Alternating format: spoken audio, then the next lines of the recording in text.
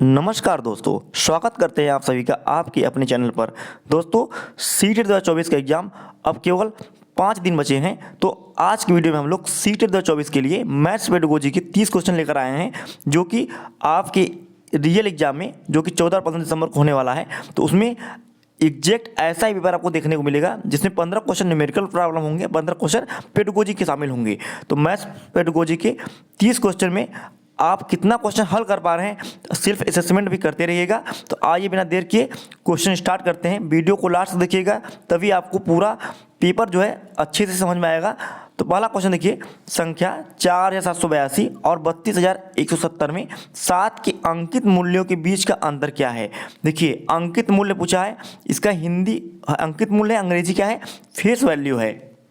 देखिए, अंकित मूल्य किसी भी अगर संख्या का पूछा, यहाँ 7 का पूछा गया है, तो वो हमेशा वही रहता है, अनचेंज्ड होता है, मतलब कि सेम रहता है। चाहे संख्या कोई भी हो, स्थान उसका कहीं पर भी हो, इकाई में, दहाई में हो, सैकड़ा, हजार, किसी भी स्थान पर संख्या दिया हो, वो वहीं उसी की वैल्यू सेम रहेगी, 7 के साथ ही रहेगी। तो इसमें भी कितना रहेगी, जो कि सैकड़े के स्थान पर है या किसी भी स्थान में होता, ये वैल्यू 7 ही रहती। और यहाँ पर दहाई के स्थान पर तब भी इसकी वैल्यू 7 ही रहेगी। हाँ, अगर स्थानीय मान पूछा होता तो इसकी वैल्यू 700 होती, 700 होती, और इसका दहाई के स्थान पर होता तो 70 होती। लेकिन अंकित मूल्य जो है कभी बदलता नहीं है, तो 7 का 7 ही रहेगा। तो पूछा अंतर क्या होगा, तो अंतर हो जाएगा 0। तो ऑप्शन नंबर सी बिल्कुल करेक्ट हो जाएगा। चैनल पर नए हैं दोस्तों तो सब्सक्राइब करिएगा। वीडियो अच्छा लगे दोस्तों लाइक करना मत भूलिएगा। अगला क्वेश्चन देखिए, क्वेश्चन नंबर सेकंड, एक आयत जिसकी भुजाएं केवल प्राकृतिक संख्याओं में, देखिए केवल प्राकृतिक संख्या क्यों लिखा है, क्योंकि प्राकृतिक संख्याएं शुरू होती हैं 1 2 3 4 5 6, मतलब गिनती की संख्याओं को कहते हैं प्राकृतिक संख्या।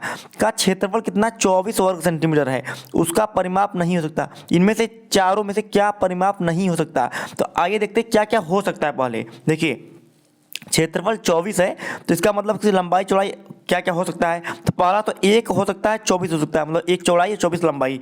दूसरा 2 और 12 हो सकता है। तीसरा 3 और 8 हो सकता है, 3 गुणे 8, 3 बटे 24, 3 चौड़ाई 8 लंबाई। और चौथा हो सकता है 4 और 6। ये 4 पॉसिबिलिटी बन रही है, 1 24, 2 12, 3 8 और 4 6। देखिए, ये लंबाई चौड़ाई है, छोटा वाला लंबाई सॉरी छोटा वाला जो अंक है ये चौड़ाई होगा, बड़ा वाला जो है लंबाई होगा, ये कॉमन चीज़ है। देखिए, तो परिमाप क्या होता है, 2 प्लस एल प्लस बी, मतलब 2 गुणे लंबाई धन चौड़ाई। तो इसका निकालेंगे तो 24 एक 25 और गुणे 50 हो जाएगा परिमाप। इसका कितना हो जाएगा, 12 2 14 दूनी के 28 हो जाएगा। तीसरे का हो जाएगा 8 3 11 दूनी के 22, इसका हो जाएगा 6 4 10 दूनी के 20। तो देखिए 20 22 28 और 50, 20 22 28 और 50 हो सकता है, परिमाप इसका आ सकता है, ठीक है, जिसका क्षेत्रफल 24 वर्ग सेंटीमीटर है। लेकिन 25 जो है कदापि नहीं हो सकता। हाँ, 50 हो सकता है, लेकिन 25 सेंटीमीटर परिमाप इसका नहीं हो सकता आयत का। तो ऑप्शन नंबर सी बिल्कुल करेक्ट हो जाएगा। नेक्स्ट देखते हैं क्वेश्चन। देखिए, क्वेश्चन नंबर तीसरा देखिए, मंगलवार को 2 दीवार घड़ियां नई दिल्ली मेट्रो स्टेशन पर 21 बजे चालू की जाती हैं। देखिए, याद रखिएगा, रेलवे में 24 घंटे की घड़ी होती है, जो कि इसलिए लगाई जाती है दोस्तों, ताकि किस समय का AM PM का अभाव, मतलब जो है क्या कहते हैं, कन्फ्यूजन ना हो और आपका ट्रेन ना मिस हो, इसलिए 24 आवर की क्या है घड़ी वहाँ पर दर्शाई जाती है। तो दोनों दीवार घड़ियाँ 1 घंटे में क्रमशः 3 मिनट और 5 मिनट तेज हो जाती है। दूसरी दीवार घड़ी में कितने बजे होंगे यदि पहली दीवार घड़ी जो 1 घंटे में 3 मिनट तेज हो जाती है, बुधवार को सुबह 6:27 का समय प्रदर्शित करती है। याद रखिएगा, मंगलवार 21 बजे। तो आइए सॉल्व करते हैं, काफ़ी इजी क्वेश्चन है। देखिए, 21 बजे का मतलब क्या हो गया, 12 9 21, मतलब रात को 9 PM पर एक घड़ी दिखाती है समय, चालू की जाती है दोनों घड़ियाँ, ए और बी दोनों, ए और यहाँ बी। ए जो है 3 मिनट ज़्यादा फास्ट चलती है और बी जो है 5 मिनट बाद। देखिए, तो 9 से 12 बजने के बीच में कितना होगा, 3 घंटा का समय होगा, 3 घंटा ये होगा। और 6 बजे क्या होगा, सुबह 6 बजे कितना अंतर आएगा, तो 6 3 9 घंटे का अंतर आएगा। तो रात के 9 बजे से लेके सुबह के 6 बजे तक अगर बात की जाए, सुबह के 6 बजे तक कितने घंटे का अंतर है, तो अंतर है 9 घंटे का। सिंपल ये तो है। देखिए, तो 1 घंटा में 3 मिनट तेज हो रही है, तो 9 घंटे में 9 ते लिख के 27 मिनट तेज हो रही है। तो इसमें बजेगा 6:27 बज जाएगा, 6:27 बजेगा घड़ी नंबर ए में। वहीं बात की जाए बी में, तो 5 मिनट तेज हो रही है, तो 9 पाँचे 45, 1 घंटा में 5 मिनट, तो 9 घंटे में 45 मिनट, तो ये इसमें बजेगा 6:45। Option number A 6:45, sorry option number B बिल्कुल करेक्ट हो जाएगा। घड़ी बी में 6:45 दर्शाया गया है इसमें, ठीक है, ऑप्शन नंबर बी करेक्ट हो जाएगा। अगला क्वेश्चन है क्वेश्चन नंबर 4, निम्नलिखित कथनों पर विचार करिए। देखिए 4 कथन दिए हुए हैं, आपको विचार करना है, बताना है कि इसमें से कौन सा कथन सही है, ठीक है। चौथा में देखिए 1 मीटर 1 किलोमीटर का शतांश है, याद रखिएगा 1 किलोमीटर कितना है, 1 किलोमीटर का शतांश नहीं है बल्कि हजार का भाग, हजारावां भाग है, क्योंकि 1 किलोमीटर बराबर क्या होता है 1000 मीटर होता है, ठीक है। तो शतांश नहीं होगा बल्कि क्या होगा हजारांश होगा, हजारवां भाग होगा, तो पहला वाला क्या है गलत हो जाएगा। दूसरा कह रहा है 1 लाख बराबर 100,000, देखिए आइए देखिए 100 मतलब 100 हो गया गुणे 1000, तो कितना हो जाएगा 1 लाख होगा कि नहीं होगा, 3 2 5 0 हो जाएगा, तो बी सेकेंड वाला क्या है सही हो गया एकदम। तीसरा कह रहा है 1 मिलीलीटर 1 लीटर का शतांश है, नहीं जी बिल्कुल नहीं, 1 मिलीलीटर 1 लीटर का हजारवां भाग है, क्योंकि 1 लीटर बराबर 1000 होता है ml, ठीक है। और चौथा देखिए 1 करोड़ बराबर है 1 लाख 100 लाख के, देखिए 100 मतलब 100 हो जाएगा और गुणे 1 लाख 5 0 हो जाएगा, 5 2 7, 1 करोड़ में 7 0 होते हैं, तो बी का जो सेकेंड भी सही है और फोर्थ भी बिल्कुल करेक्ट रहता। देखिए जहाँ जहाँ सेकेंड फोर्थ दिखा, देखिए ऑप्शन नंबर बी बिल्कुल करेक्ट हो जाएगा। देखिए यह वीडियो देखिए चाहे आपको पेपर 1 देना या पेपर 2 देना, दोनों लोगों ग्रुपों के लिए काफ़ी ज़्यादा इंपॉर्टेंट होने वाला है, इसलिए इसी तरह क्वेश्चन आपको देखने को मिलेगा। क्वेश्चन नंबर 5 देखिए, एक ऑटो रिक्शा का मीटर पहले 2 किलोमीटर की यात्रा के लिए 25 रुपया और उसके बाद प्रति किलोमीटर की यात्रा के लिए 8 रुपये का भाड़ा दिखाता है। मानस ने अपने घर से कार्यालय का 249 भाड़ा दिया, उसके घर से कार्यालय की दूरी कितनी है। काफ़ी इजी क्वेश्चन। देखिए पहली बात 249 में से माइनस कर दीजिए 25, क्यों बता रहे हैं क्यों, देखिए पहले माइनस कर दीजिए, 9 में से 5 गया 4, 4 में से 2 गया 2 और 2, तो 25 रुपया माइनस करेंगे, इसका मतलब 2 किलोमीटर का कितना रुपया है 25 रुपया चार्ज है, तो 25 रुपया हो जाएगा 2 किलोमीटर का, तो 2 किलोमीटर का चल दिया 25 रुपया देके। उसके बाद कितना बचा 224 रुपया, क्योंकि उसके बाद जो है प्रति किलोमीटर का कितना रुपया दे रहा है 8 रुपया दे रहा है, तो 8 से भाग देंगे तो पता चल जाएगा कि कितना किलोमीटर वो यात्रा किया, तो वो भाग देंगे तो कितना आएगा 28 किलोमीटर आएगा। तो 28 किलोमीटर यहाँ चला और 2 किलोमीटर यहाँ चला, ठीक है 25 रुपये देकर, तो 28 और 2 30 किलोमीटर वो पूरा यात्रा किया है। ऑप्शन नंबर सी करेक्ट हो जाएगा। नेक्स्ट क्वेश्चन देखते हैं, क्वेश्चन नंबर 6, 4 वर्ग इकाई के कागज के एक कोने से 1 वर्ग इकाई का टुकड़ा काटकर अलग किया जाता है, दिए गए संदर्भ में कौन सा कथन सही है। देखिए एक जो क्वेश्चन है पिछला जो पेपर है मैंने कराया है उसमें कई बार हमने 2-3 बार करा चुका है। देखिए इसमें परिमाप में कोई बदलाव नहीं है, आप इसको चेकआउट भी कर सकते हैं। कैसे, देखिए 4 वर्ग पहले पहला खंड केस देखेंगे जिसमें 4 वर्ग 4 क्या है सेंटीमीटर का वो है, ठीक है 4 सेंटीमीटर। तो अब देखिए 4 का इसका परिमाप कितना होगा, 4 चूँकि 16 हो जाएगा, ठीक। ये पहला कंडीशन है जिसमें क्या 16 हो गया। अब दूसरा में कंडीशन में क्या है, एक इसमें से 1 सेंटीमीटर का कोने से काटा गया है। तो आइए देखते हैं किस तरह का क्या फिगर बनेगा। देखिए ऐसा बनेगा, एक काटा गया है तो ये हो जाएगा 3, ये हो जाएगा 4 पूरा है, ठीक, और ये भी 4 है और ये हो जाएगा 3 और यहाँ 1 ये रहेगा, तो सबको ऐड कर दीजिए। परिमाप क्या होता है 4, यहाँ से लेके यहाँ के बीच की दूरी को क्या कहें परिमाप कहते हैं, परिधि कहते हैं। देखिए 3 4 7, 7 4 11, 11 3 14, 14 1 15, 15 1 16, तो इसका भी सेकेंड वाले का परिमाप कितना आएगा 16 आएगा, इसीलिए मैं कह रहा था परिमाप में कोई बदलाव नहीं होगा। नेक्स्ट क्वेश्चन देखते हैं 7वां नंबर, अनीस जो है मेले में बेचने के लिए एक पूरी बाल्टी नींबू पानी बनाता है। उसके पास एक बाल्टी है, एक छोटा गिलास है और एक बड़ा गिलास है, जिसमें बाल्टी में क्रमशः 20 लीटर आ रहा है और छोटे गिलास में 250 ml, अब बड़े गिलास में 400 ml नींबू पानी आ सकता है। यदि अनीस ने मेले में 45 छोटे गिलास और 21 बड़े गिलास नींबू पानी बेचे हैं तो बाल्टी में कितना नींबू पानी बचा है। काफ़ी इजी क्वेश्चन है। देखिए पहले बात समझिए, 1 लीटर बराबर क्या होता है 1000 मिलीलीटर होता है या ml होता है, ठीक है।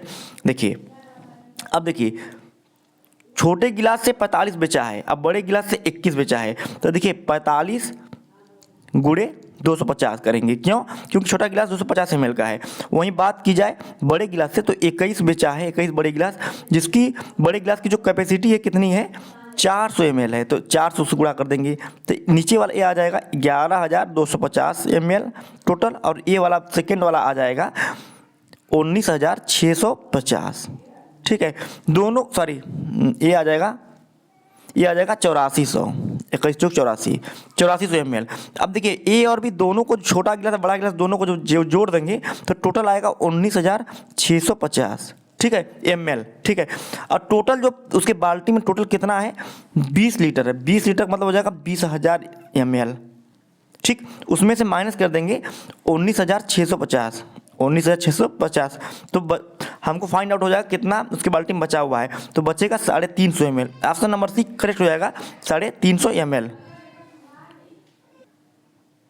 अगला क्वेश्चन देखेंगे, 86 सेंटीमीटर लंबे तार को मोड़कर एक आयत बनाया जाता है जिसकी लंबाई 26 सेंटीमीटर है। फिर उसी आयत को मोड़कर एक और आयत बनाया जाता है जिसकी लंबाई 31 सेंटीमीटर है। दोनों आयतों के चौड़ाई के बीच कितना अंतर होगा? देखिए, एक तार है जिसकी लंबाई कितना 86 सेंटीमीटर है, उसको मोड़कर ही आयत बनाया जा रहा है। इसका मतलब तार का जो परिमाप होगा, जो आयत बनेगा उसका परिमाप भी कितना होगा, 86 सेंटीमीटर होगा। क्योंकि जो आयत, जो परिमाप क्या होता है, यहाँ से यहाँ के बीच की दूरी, इसी को मोड़ के क्या बनाया जा रहा है, एक आयत बनाया जा रहा है तार को मोड़कर, तो परिमाप सेम रहेगा। तो 80, आइए देखते हैं, 86 सेंटीमीटर का परिमाप है, 2 गुणे लंबाई धन चौड़ाई।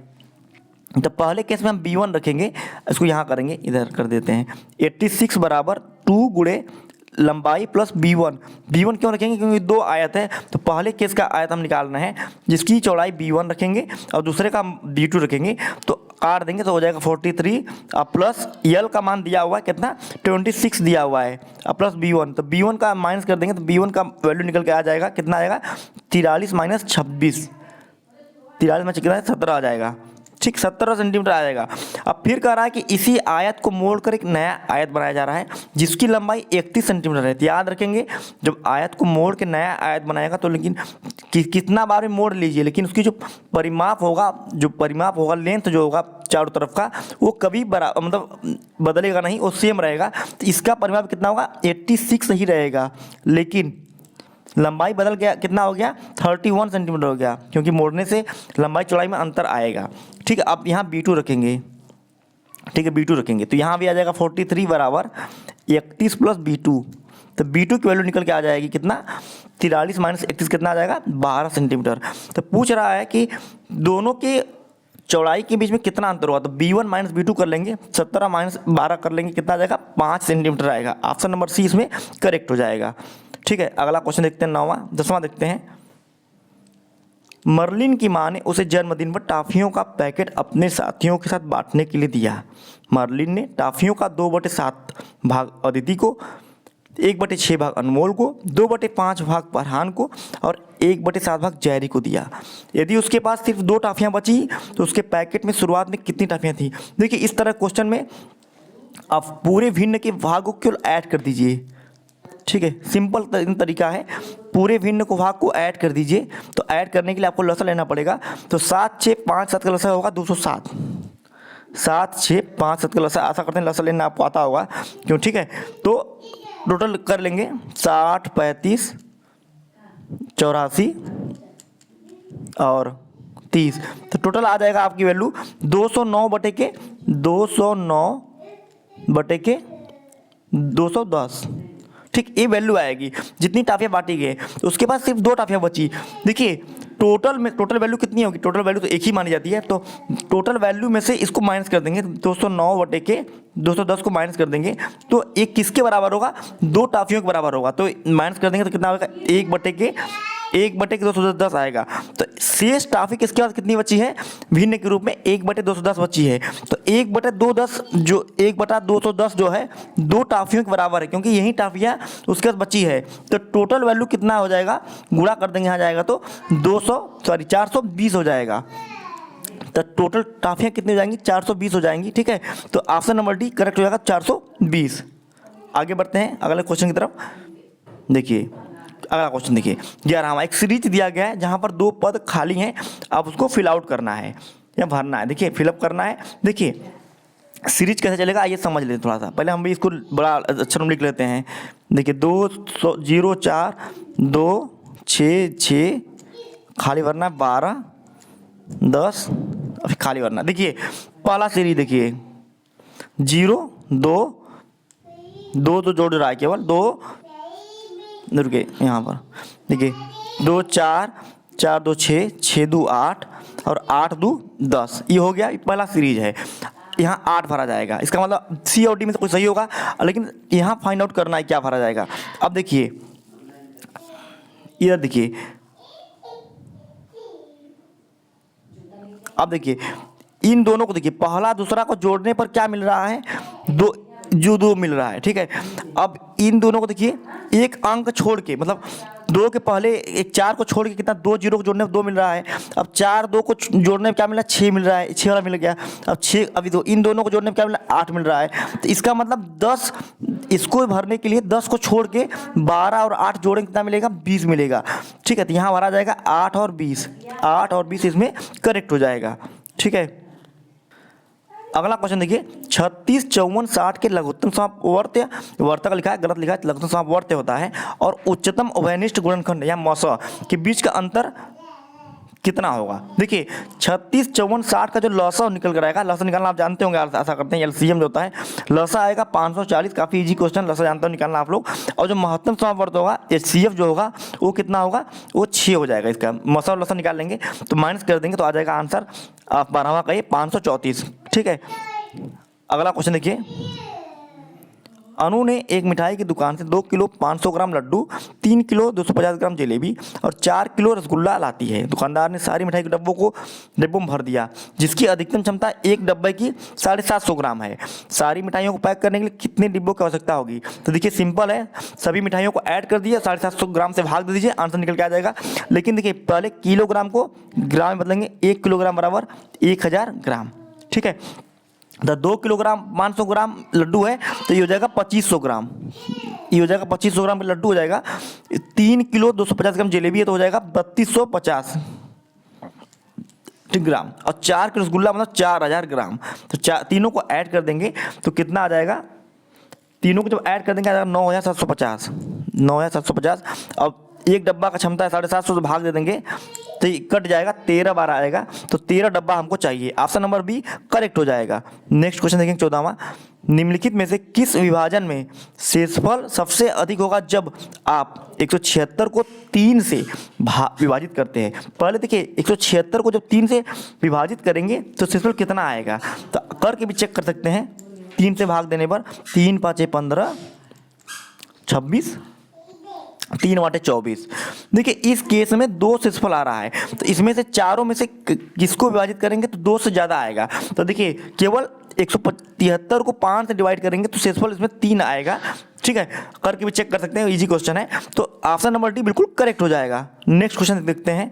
देखिए यदि 5 6 7 5 6 7 5 6 7 को 567 से भाग करेंगे तो भागफल कितना होगा। ये तो काफ़ी इजी क्वेश्चन है लेकिन बहुत लोग इसमें गलत कर देते हैं। तो इसमें जो correct answer option number C है। अब मैं करके भी आपको दिखा सकता हूँ। 5 3 और 5 6 7 है, भागा दे रहा है 5 6 7 से, तो एक बार में पहले कट जाएगा। ठीक है, पूरा कट गया। अब देखिए 5 जब उतारेंगे तो 5 से जाएगा 0 बार ले जाएंगे। ठीक, फिर 6 उतारेंगे फिर नीचे भाग जाएगा, फिर 0 बार ले जाएंगे, फिर 7 करेंगे तो फिर एक बार जाएगा। ठीक है, एक बार गया। तो इसी तरह ऑप्शन नंबर सी इसमें करेक्ट हो जाएगा। आप करके भी चेकआउट कर सकते हैं, काफ़ी इजी क्वेश्चन है। अगला क्वेश्चन देखते हैं। अगला क्वेश्चन है निम्नलिखित में से कौन सा शिक्षार्थियों में समस्या समाधान की क्षमताओं में वृद्धि करेगा। देखिए आप पूरे ऑप्शन को रीड करिएगा, मैं केवल करेक्ट आंसर बताऊंगा पेडागोजी का आप लोगों को विथ एक्सप्लेनेशन, क्योंकि दोस्तों समय बहुत कम है आप लोगों के पास, तो बचत होगी समय की। तो 16वां का जो आंसर होगा बी वाला होगा, चित्रों चिन्हों रेखा चित्रों आदि द्वारा गणितीय प्रश्नों को निरूपित करके प्रश्नों को हल करना। इससे क्या होगा, शिक्षार्थियों में समस्या समाधान की क्षमताओं में वृद्धि होगा। ठीक है, ऑप्शन नंबर 20 में करेक्ट हो जाएगा। अगला क्वेश्चन देखते हैं 17 नंबर, निम्नलिखित में से कौन सा योगात्मक आकलन में सम्मिलित किया जा सकता है। योगात्मक आकलन माने प्लस वाले से। देखिए क्षेत्र भ्रमण से कोई मतलब नहीं है। सहपाठी आकलन इसमें भी सही नहीं होगा। सत्र अंत परीक्षा और लास्ट में अभिलेख रिकॉर्ड। देखिए ऑप्शन नंबर सी करेक्ट हो जाएगा। योगात्मक आकलन में सत्र अंत परीक्षा को सम्मिलित किया जा सकता है। ठीक है, नेक्स्ट क्वेश्चन देखते हैं। निम्नलिखित में से कौन सा गणित में न्यून उपलब्धि के प्रति योगदान देने वाला कारक नहीं हो सकता है? न्यून उपलब्धि, ठीक है, याद रखिएगा। 18 का जो सही आंसर होगा ऑप्शन नंबर डी होगा, लैंगिक भेदभाव। देखिए गणित में न्यून उपलब्धि के प्रति योगदान लैंगिक भेदभाव किसी भी तरह से गणित में उपलब्धि का जो कारक नहीं बन सकता, क्योंकि लैंगिक भेदभाव दोस्तों ये नहीं कर सकते आप कि लड़की जो है या लड़का है इस चीज़ में गणित, बहुत लोग ऐसा सोचते हैं कि लड़कियां जो हैं गणित में पीछे होती हैं, सोच पीछे। ये क्या है? एक लैंगिक भेदभाव है, एक किसी भी तरह से एक अच्छा योगदान नहीं दे सकता गणित में उपलब्धि में। तो ऑप्शन नंबर डी करेक्ट हो जाएगा इसमें। आशा करते हैं इजी समझ में आ गया आप लोगों को। नेक्स्ट क्वेश्चन देखते हैं 19 नंबर। निम्नलिखित में से कौन सी एक गणितीय प्रक्रिया नहीं है पूछा है। देखिए ऑप्टिमाइजेशन, रटकर याद करना, दृश्यीकरण या तुलना करना। तो याद रखिएगा रटकर याद करना किसी भी तरह से गणितीय प्रक्रिया का हिस्सा नहीं होता है। ऑप्शन नंबर बी इसमें सही हो जाएगा। नेक्स्ट देखते हैं। एक शिक्षक के लिए कक्षा में भिन्न का परिचय देने के लिए निम्नलिखित में से किसका उपयोग सर्वाधिक उपयुक्त है? तो 20 में जो सही आंसर होगा ऑप्शन नंबर सी। देखिए आप एक सेव को 4 दोस्तों में समान रूप से कैसे बांटेंगे? भिन्न क्या होता है? किसी भी चीज़ को बराबर हिस्सों में बांटने की जो कला है वही तो भिन्न है। जैसे एक रोटी को 2 भागों में बांटेंगे तो 1/2। 4 से दोस्तों में किसी सेव को बांटना है तो 1/4 आएगा। तो 1/4 क्या भिन्न है? तो ऑप्शन नंबर सी इसमें करेक्ट हो जाएगा। नेक्स्ट क्वेश्चन देखते हैं। राष्ट्रीय पाठ्यचर्या रूपरेखा 2005 के अनुसार, एनसीएफ 2005 के अनुसार गणित में पाठ्यक्रम का निम्न में से कौन सा एक महत्वपूर्ण उद्देश्य है? तो चारों ऑप्शन रीड करके पाएंगे कि ऑप्शन नंबर सी है, दैनिक जीवन के उदाहरणों की सहायता से गणित को प्रासंगिक बनाया जाना। बिल्कुल करेक्ट हो जाएगा एनसीएफ 2005 के अनुसार। नेक्स्ट देखते हैं 22वां क्वेश्चन। एनसीईआरटी के अनुसार क्लास 3 के विद्यार्थियों के लिए कौन से अधिगम प्रतिफल अपेक्षित नहीं हैं? तो देखिए 22 में ऑप्शन नंबर सी क्लास 3 के बच्चों के लिए भिन्न का जोड़ का जो है अधिगम प्रतिफल अपेक्षित नहीं है। बाकी स्थानीय मान, आकृतियों की श्रृंखला में अगली आकृति क्या होगी और सिंपल गुणा 1 अंक वाला, ये सब क्या है? उपेक्षित है, मतलब अपेक्षित किए जाते हैं अधिगम प्रतिफल। सी जो है इसमें अभी तक 3 के लेवल का नहीं है क्वेश्चन। अगला क्वेश्चन है, देखिए गुणा दिया हुआ है 25 × 18 × 4 की तरह दी गई 3 संख्याओं को गुणा करते समय एक विद्यार्थी निम्नलिखित तरीके से परिकलन करता है। देखिए चेक कर सकते हैं, इस तरह से परिकलन करता है। तो आपको बताना है कि विद्यार्थियों ने संख्याओं के गुणन के निम्नलिखित में से कौन से गुणधर्मों का उपयोग किया है?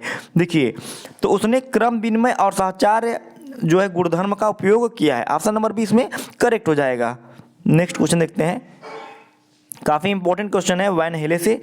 हर बार एक क्वेश्चन, 1 या 2 क्वेश्चन आपको वैन हेले से मिलेगा मैथ्स पेडागोजी में। तो वैन हेले के ज्यामितीय विकास के सिद्धांत के अनुसार ज्यामितीय चिंतन के स्तरों का सही क्रम पहचानना है। देखिए तो वैन हेले के ज्यामितीय विकास का जो सिद्धांत है उसका सही क्रम जो है दोस्तों, ऑप्शन नंबर सी देखिए, पहले दृश्यीकरण है, फिर विश्लेषण है, फिर संबंध पहचानना, उसके बाद निगमन। ऑप्शन नंबर सी इसमें करेक्ट हो जाएगा। इसको आप नोट कर लीजिएगा, याद कर लीजिएगा ऑप्शन नंबर सी को। नेक्स्ट देखते हैं क्वेश्चन नंबर 25। देखिए कक्षा 5वीं कक्षा के प्राथमिक स्कूल के अध्यापक अपने छात्रों को निम्नलिखित कार्य देते हैं। कार्य क्या है? अपने आस पड़ोस से कक्षा 3 और 5 में पढ़ने वाले छात्रों की संख्या एकत्रित करना। एकत्रित जानकारी से 3 और 5 की कक्षाओं में पढ़ने वाले लड़के एवं लड़कियों को वर्गीकृत करना। देखिए अपनी परियोजना में कम से कम 10 घरों को सम्मिलित भी करना है। ये पूरा उनका क्या है क्वेश्चन है, काम दिया जा रहा है। उपयुक्त क्रियाकलाप को सर्वोत्तम रूप से उपयोग किया जा सकता है। देखिए कैसे कर सकते हैं, करने का जो ऑप्शन नंबर सी देखिएगा, सॉरी इसका जो 24/5 का देखेंगे ऑप्शन नंबर बी, आंकड़ा प्रबंधन को की अवधारणा का परिचय देने के लिए काम करवाया जा रहा है। इससे क्या होगा, जब एक काम बच्चा करेगा तो आंकड़ा प्रबंधन की अवधारणा कंसेप्ट को समझने में सक्षम धीरे धीरे हो पाएगा, उसका इंट्रोडक्शन उसको मिलेगा। ठीक है, नेक्स्ट क्वेश्चन देखते हैं। शिक्षक ने अपने छात्रों को निम्नलिखित गतिविधि दी। गतिविधि क्या दिया? 25 टाइलों को सभी संभव आयताकार सारणियों में व्यवस्थित कीजिए। इस गतिविधि द्वारा निम्नलिखित में से कौन सी गणितीय अवधारणाओं को संबोधित किया जा सकता है। तो इससे क्या होगा, क्षेत्रफल निकलेगा पहले तो, क्योंकि आयताकार इस तरह होगी, तो इससे क्षेत्रफल क्या होगा का कॉन्सेप्ट समझ में उसको आएगा, गुणनखंड भी करेगा और परिमाप भी निकालेगा। क्योंकि देखिए ये इससे परिमाप भी निकल जाएगा चारों तरह से, ठीक है, और गुणनखंड भी निकाल सकता है, गुणा भी करेगा, तो और क्षेत्रफल भी का कॉन्सेप्ट भी समझेगा। तो ऑप्शन नंबर बी इसमें करेक्ट हो जाएगा।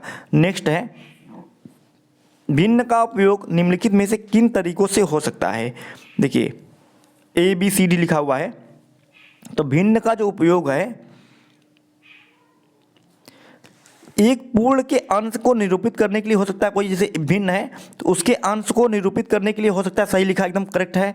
संख्या रेखा पर एक बिंदु को अभिकल्पित करने के लिए भी हो सकता है। जैसे कोई संख्या लिखा है 1 से 2 के बीच संख्या अगर 5 दिया हुआ है तो किसी को निरूपित करने के लिए भी भिन्न का उपयोग हो सकता है कि 2/5वां हिस्सा है, 1/3 हिस्सा है 1 का, ठीक है। और वस्तुओं के संग्रह के एक अंश के रूप में निरूपित करने के लिए ये नहीं हो सकता है कि, ठीक है, वस्तुओं के संग्रह के अंश के रूप में निरूपित करने के लिए नहीं होगा। और डी क्या है, विभाजन पर आधारित समस्या के परिचय के लिए, तो डी वाला भी करेक्ट हो जाएगा। तो ए, बी और डी बिल्कुल करेक्ट हो जाएगा, ऑप्शन नंबर डी इसमें सही होगा। नेक्स्ट क्वेश्चन देखते हैं, निम्नलिखित में से कौन सा गणित के प्रति भय का उपयुक्त कारण नहीं है। तो 28 में देखिए डी वाला, अधिगमकर्ताओं की गणितीय अक्षमताएं, यह जो बिल्कुल करेक्ट हो जाएगा, यह भय का जो कारण नहीं है इसमें।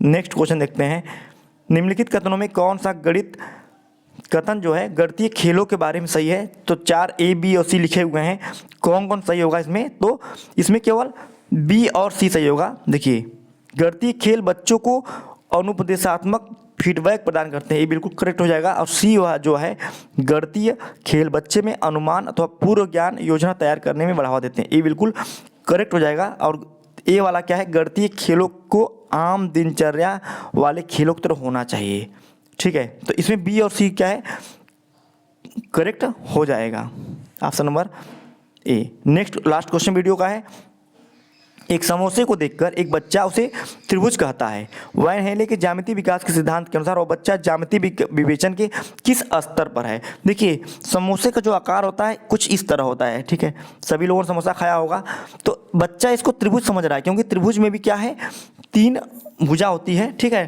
ट्रायंगल इसी तरह बनता है।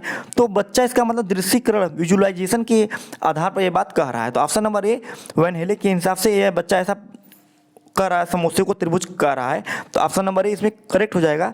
दोस्तों वीडियो कैसा लगा कमेंट में बताइएगा, मिलते हैं नेक्स्ट वीडियो के साथ, तब तक के लिए जय हिंद जय भारत।